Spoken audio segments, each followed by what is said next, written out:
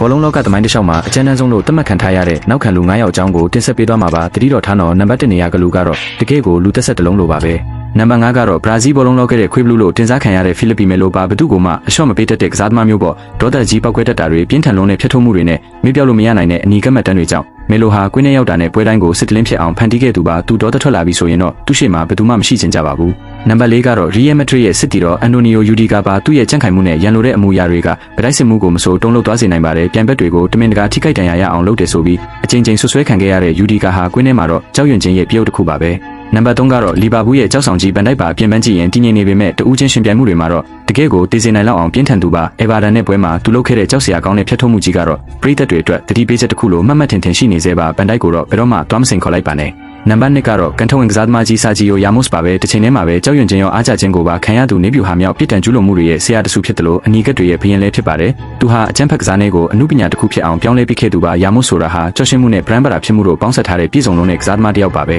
ကဲဒါဆိုရင်နံပါတ်1ကဘယ်သူဖြစ်မလဲအချက်လက်လေးတစ်ခုပေးပါရစေဒီကစားသမားဟာသူ့ရဲ့ကစားသမားဘဝတစ်လျှောက်မှာမယုံနိုင်စရာကောင်းလောက်အောင်အနီးကပ်ပေါင်း80ကိုကတ်ထက်မနေရရှိထားတဲ့စံချိန်ကိုပိုင်ဆိုင်ထားသူပါသူကဘယ်သူလဲဆိုတာသိရင်ကွန်မန့်မှာသူ့နာမည်ကိုရေးခဲ့ပေးပါဦးနောက်ထပ်ဗီဒီယိုတွေအတွက် follow လုပ်ထားဖို့လည်းမမေ့နဲ့ဦးနော်